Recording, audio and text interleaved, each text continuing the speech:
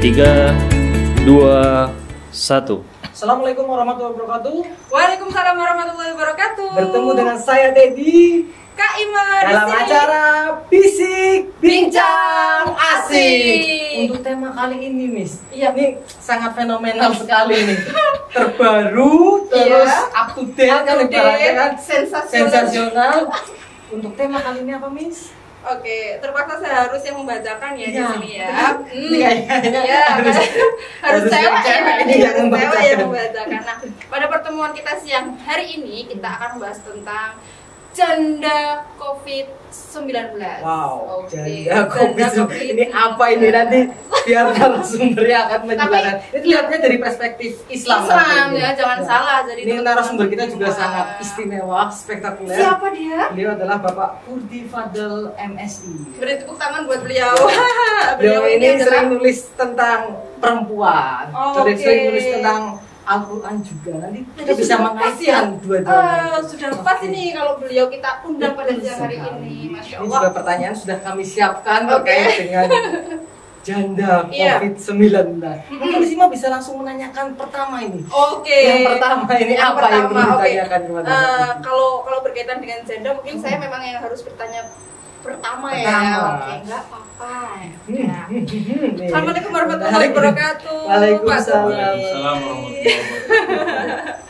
Ini lagi-lagi apa ya, judul kita ini rasanya sensasional begitu Pak Kurdi, apalagi dengan kedatangan Sensasional panjenengan. dan sangat sensitif dalam perspektif. Wah, ini Oh sensitif. iya, sangat Ini. sensitif juga, masya Allah. Karena kalau bahasanya janda, Iya. kan seolah-olah perempuan saja yang Iya, perempuan jadi gitu ya. pembicaraan. Iya. Iya, benar.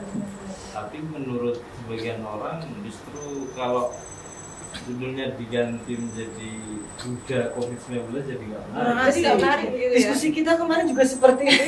Kalau duda ini kurang asik. Kurang Harus asik. dari- Persoalannya, Iya. persoalannya kita ini sudah di framing oleh media atau oleh siapa ya?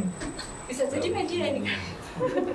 Tapi lebih dari itu Pak Kurdi, bahwasanya begini, kita melihat maraknya banyak kasus Betul. ini berkaitan Iya. dengan Saat tingkat COVID ini perceraian. ya, Iya, perceraian di masa-masa tinggi pandemi. sekali. Ini sangat memilukan loh Pak, ya kan? Iya, iya. Nah, yang seharusnya kedua orang, pasangan laki-laki dan perempuan, suami dan istri ini saling bersinergi Harusnya saling di support ya. masa-masa pandemi ya, untuk menghadapi masa-masa pandemi, malah justru mereka saling bercerai-berai Iya, iya. menjadi duda dan menjadi janda. Ini bagaimana Pak menurut pandangan Saya Islam Pak? melihat memang di berbagai media banyak diberitakan, misalnya di Semarang ya, saya Iya, sempat iya. membaca berita di CNN atau di lainnya itu Semarang itu 3 kali lipat perceraian Oh, di masa iya. pandemi. Masya Luar Allah biasa. sekali, iya, ngeri itu. Aduh. Tapi banyak faktor. Saya melihat begini, itu sebenarnya puncak ya. Puncak dari gonjang-ganjing keluarga hingga momen pandemi ini sekaligus menjadi momen untuk bercerai. Karena perceraian ini kan kita bicara perceraian secara umum, Secara umum. tidak hanya persoalan gender. Perceraian itu terjadi karena banyak faktor. Di antaranya ini dari dulu di mana saja banyak faktor yang dapat menjadi latar belakang terjadinya perceraian. Yang pertama misalnya tentang ekonomi. Nah, ekonomi ini yang saya baca di berita-berita ini menjadi faktor utama. Jadi memang wajar ya, wajar dalam arti memang di masa pandemi ini kan ada banyak yang di PHK, Iya. Iya, iya, betul. yang jualan awalnya laris terus nggak laku.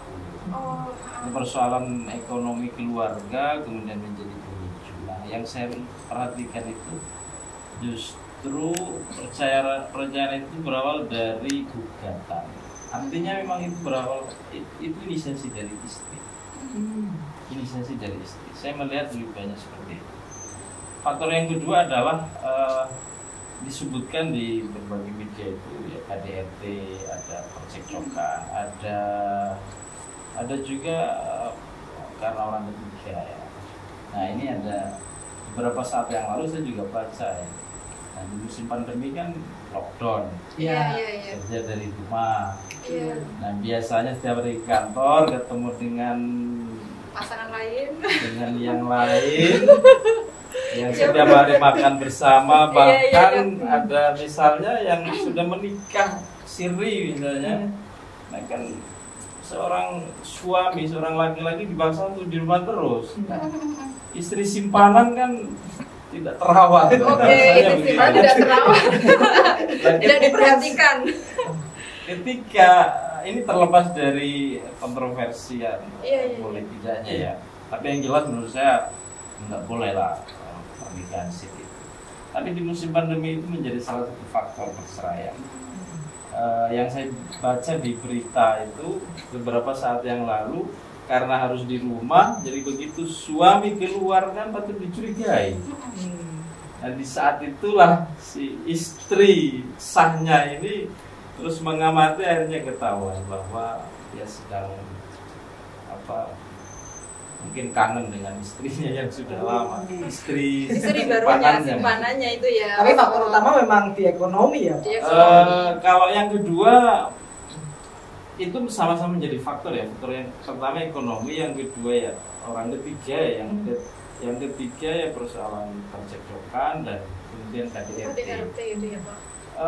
KDRT atau kekerasan dalam rumah tangga itu sebenarnya efek dari problem yang terjadi. Bisa jadi problem awalnya adalah ekonomi.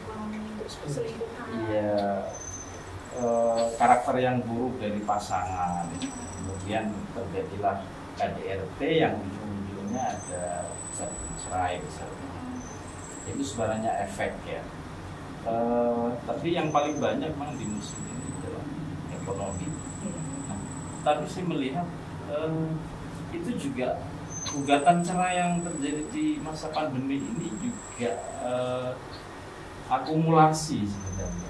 Karena kalau orang hanya terganggu secara tidak signifikan dalam persoalan ekonominya kan tidak sampai ke sana. Mungkin itu dipengaruhi oleh faktor-faktor lain sehingga menjadi sesuatu yang menjadi masalah besar, akhirnya kemudian cerai. Padahal sebenarnya momen WFH ini kan mereka kumpul kan di rumah. Iya. Harusnya malah semakin intim kan. Tapi Nah, ternyata ini bisa begitu ya. ada riset gap nih di sini. Saya memperhatikan walaupun belum dibuktikan secara riset. Artinya saya belum membaca secara komprehensif hasil penelitian. Tapi saya mengamati begini. Justru di masa pandemi orang lockdown di rumah terus setiap hari bersama anak, bersama istri, di situ banyak muncul masalah. Yang sebelumnya ya? Betul. Bagi orang yang tidak bisa menjaga pola relasinya suami dan istri, masalah itu muncul. Misalnya begini, misalnya istri sebenarnya sudah agak bosan dengan suami. Tapi karena ada loh yang ada banyak. Misalnya begitu ya. Tapi karena suami setiap hari pergi ngantor sehingga kebosanan itu ya tidak terlalu tampak. Tapi begitu lockdown di rumah. Setiap saat di rumah bersama anak. Itu poin pertama. Poin yang kedua, di masa lockdown ini juga akan menguak sifat asli dari pasangan. Kedua pasangan ya. Malah terlihat aslinya. Iya, Saya juga pernah berdiskusi persoalan ini dengan sebagian teman. Coba bayangkan dalam 24 jam istri selalu di samping suami bersama istri, bersama anak, apalagi anak masih kecil. Apa yang diinginkan oleh istri terhadap suaminya berkaitan dengan pekerjaan rumah tangga? Suami yang merasa dirinya tak perlu melakukan pekerjaan rumah tangga, dia bisa saja lebih memilih tidak terlibat banyak memandikan anak, nyuapin anak, masak nasi dan semacamnya. Padahal bisa dibayangkan, ini khusus istri-istri yang terutama setiap harinya sebelum pandemi ini biasa di rumah ya. Mestinya menurut saya suami bisa melihat justru menjadi introspeksi. Bagaimana sebenarnya pekerjaan istri di rumah. Jadi orang kan melihat kalau di rumah nggak kerja. Iya. Iya. Padahal itu pekerjaan yang Lebih Luar berat. biasa, lebih berat dan banyak sekali. Saya pribadi juga masih berusaha. Walaupun teman-teman saya bilang laki-laki harus menunjukkan jati dirinya sebagai laki-laki. Dengan cara apa? Ya, mestinya Yang terima ini Pak, langsung seperti itu. menurut Karena gimana ya Pak ya? Itu harus saling bekerja sama kan begitu Pak? ya mestinya begitu karena Iya. di dalam Islam itu hubungan suami istri ketika akad atau transaksi akad nikah itu terjalin sudah diucapkan, maka muasyarah bil ma'ruf harus ditunjukkan dengan sebaik mungkin, saling menjaga, saling melindungi, saling mengerti, memahami satu sama lain, bahkan berkaitan dengan pekerjaan-pekerjaan rumah tangga ketika istri sakit dipimpin. Mudah-mudahan kita sebagai suami-suami Iya. bisa menjadi suami yang seperti itu. Betul. Bukan hanya ketika suami sakit istri memijit, tapi ketika sebaliknya tidak. Dan pusing istri. Iya dong. Ya walaupun suami di rumah juga karena pusing ya. Pusing melihat tuh ternyata begini bersama anak-anak dan istri. Iya. Masya Allah, ini pekerjaan yang tidak mudah. Jadi menurut saya dari aspek tertentu lockdown atau WFH di rumah itu justru bisa menguak sifat karakter asli dari pasangan.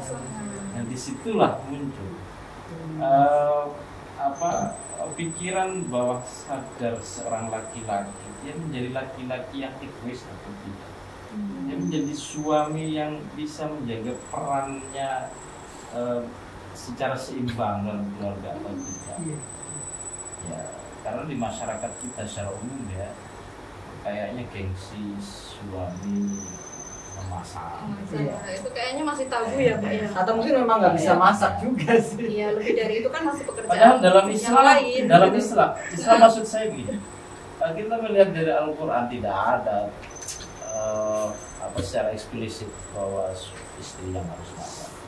Bahkan sebaliknya, menurut para ahli tafsir, Iya. menurut para ahli fikih, yang wajib menyediakan makanan, sandang pangan dan papan adalah suami. Artinya apa? Apa yang dimakan oleh istri, siapa yang bertanggung jawab untuk menyediakan? Suami, betul Pak. Nah, ini nih yang lebih riskan lagi ya. Sekarang itu kan janda di masyarakat itu banyak orang itu berpikirnya stereotipnya itu jelek. Pak. Gimana itu Pak Teh? Padahal kan tidak semuanya kan, Pak. Karena mereka kan berpisah, tapi yang menjadi stereotip di masyarakat jelek adalah janda, bukan Iya, kita. bukan Iya, itu. Dan cara menghapus stereotip itu seperti apa? Menurut saya begini, kenapa janda dianggap buruk? Iya. Itu tidak terlepas dari stereotip secara umum masyarakat terhadap perempuan. Oke. Secara umum, Secara memandang umum. perempuan sebagai manusia sumber fitnah, sebagai manusia yang harus ekstra menjaga dirinya sehingga harus dibatasi ruang gerak-geriknya, Iya. gerak-geriknya, sehingga ketika ada janda keluyuran tidak harus malu keluyuran. Iya. Iya. Pikiran saja itu langsung jelek gitu. Udah kemana-mana ya. Itu kok ada janda pergi ke pasar atau naik sepeda motor ke mall kayaknya cari pasangan baru dan lain semacamnya.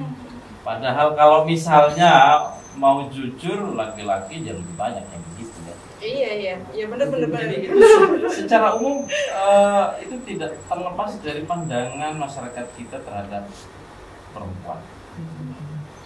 Perempuan itu sumber fitnah, perempuan selalu menjadi manusia yang dianggap kurang baik di masyarakat karena perilaku yang sebenarnya wajar, tapi di masyarakat itu dianggap tidak wajar. Tapi memang ini ya di dalam Islam sebenarnya terkait janda, Iya. menjadi janda itu tidak lebih buruk daripada menjadi duda. Oke. Poinnya di mana itu, Pak? Poinnya tuh, poin pentingnya di mana itu? Maksudnya begini, pertanyaan awalnya, boleh tidak bercerai? Boleh saja. Boleh sih, tapi jangan lupa hadis Nabi mengatakan Abghadul halal indallah al-talaq. Talak itu atau perceraian itu perbuatan halal yang paling dibenci. Perceraian memang halal tapi dibenci, artinya tidak disukai. Iya. Sebisa mungkin tidak terjadi perceraian. Tapi kalau memang terpaksa harus bercerai, ya monggo silahkan. Makanya di dalam Al-Quran ada banyak sekali ayat berbicara tentang perceraian. Di surat Al-Baqarah bahkan ada surat khusus tentang at-talaq, namanya at-talaq. Itu aturan teknis dan nilai-nilai serta etika yang berkaitan dengan perceraian. Jadi walaupun sebenarnya tidak disukai, dalam arti memang sebisa mungkin tidak dilakukan, namun demikian perceraian tetap bisa dilaksanakan. Apa yang menyebabkan perceraian? Banyak hal. Dalam Al-Quran saya kira cukup detail menurut saya. Misalnya ketika terjadi nusyuz, ini awal dari sebuah masalah kritik yang terjadi dalam keluarga. Dalam Al-Quran hadis itu disebutkan tentang bagaimana ketika istri nusyuz terhadap suami, atau sebaliknya suami yang nusyuz terhadap istri. Nusyuz itu bisa diartikan sebagai penyelewengan terhadap komitmen. Istri yang nusyuz terhadap suami berarti istri sudah tidak bertanggung jawab terhadap komitmennya sebagai istri, atau suami yang nusyuz adalah suami yang tidak bertanggung jawab atau tidak komitmen terhadap tanggung jawab sebagai suami. Ini kemudian ada langkah-langkahnya, yakni islah intinya ya. Jadi dirembuk bersama, dicari jalan keluarnya, kemudian kalau itu tidak bisa dilakukan, maka langkah berikutnya adalah menghadirkan pihak lain. Ya, ada hakam dalam Al-Quran. SBM di sini ada di beberapa tempat ya untuk menjadi ini mediator. Baru itu namanya syikok. Nah, syikok kemudian melahirkan kekerasan dalam rumah tangga, persoalan ekonomi tadi yang terjadi di masa pandemi itu banyak yang terjadi. Yang saya baca itu memang komitmen dari pihak suami sudah tidak terlihat. Cuman begini, persoalan yang tidak sampai mengganggu terhadap kehidupan rumah tangga secara nyata itu menurut saya tak perlu sampai itu perceraian. Iya, yang pasti harus dipertahankan begitu ya Pak ya. Harus dipertahankan karena bagaimanapun perceraian itu dibenci oleh Allah, dan menjadi janda itu adalah beban secara agama dan beban secara sosial. Menarik sekali nih. Iya, sangat menarik sebenarnya Bapak. Dan yang laki-laki atau menjadi duda itu beban secara sosialnya nggak ada. Iya, mungkin ada tapi tidak begitu nampak begitu. Tapi begini Bapak, mungkin ini nanti bisa menjadi suatu pembahasan yang lebih luas lagi di pertemuan kita yang berikutnya. Sebenarnya kita harus membuat fakta lagi sepertinya ya. Iya. Wah, ini panjang ini. Tapi ini menarik dan ini luar biasa sekali. Nanti sahabat bisik kalau yang penasaran bisa nanti lihat segmen-segmen Di berikutnya, kita akan mengulas lebih dalam berkaitan dengan kasus-kasus atau peristiwa-peristiwa banyaknya janda saya sekali selama pandemi sudah habis. Iya. Mungkin pemateri atau narasumber bisa memberikan closing statement Pak. Ya, closing statement saya, jika pernikahan masih bisa dipertahankan, maka beban perceraian jangan sampai menjadi pilihan. Masya Allah. Karena masyarakat kita terutama terhadap janda tidak sama dalam melihat seorang laki-laki yang saya kira. Luar Terima biasa, kasih. luar biasa sekali, masya Allah. Aduh, sahabat bisik di rumah. Hebat sekali. Kita sudah berada dalam penghujung acara. Betul. Tetap stay tune di channel YouTube kami Bisik Bisik. Bincang Bincang asik. Asik. Jangan lupa subscribe, like, comment, and share, dan juga follow Instagram dan Facebook kami Bincang Asik. Assalamualaikum warahmatullahi wabarakatuh. Waalaikumsalam warahmatullahi wabarakatuh.